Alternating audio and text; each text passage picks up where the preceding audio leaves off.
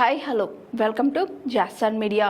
తిరుచెందూర్ మురుగన్ సన్నిధిలో టీవీకే అధినేత విజయ్ పట్టు వస్త్రాలతో సందడి.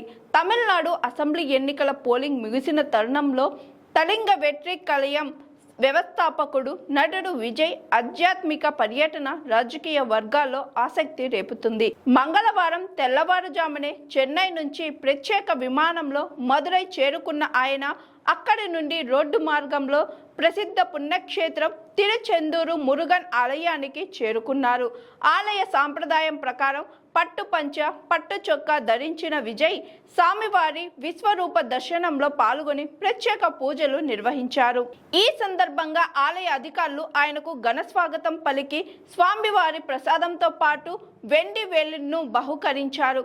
ఏప్రిల్ 23న తమిళనాడు అసెంబ్లీ ఎన్నికల పోలింగ్ ముగిశాక వచ్చే మే 4వ తేదీన ఫలితాలు వెలువడనున్నాయి.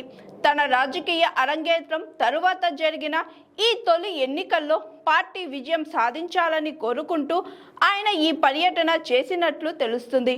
విజయ్ రాకతో ఆలయ ప్రాంగణం మరియు మదురై విమానాశ్రయం వద్ద అభిమానులు భారీగా తరలివచ్చి కోలాహలం సృష్టించారు. కాగా రాజకీయ బిజీలో ఉన్న విజయ్ నటించిన చివరి చిత్రం జననాయగన్ కూడా మే 8న విడుదలకు రాబోతుందని వార్తలు వస్తుండడంతో అటు రాజకీయాల్లో ఇటు సినిమాలో విజయ్ తదుపరి అడుగుల కోసం యావత్ తమిళనాడు ఎదురు చూస్తుంది.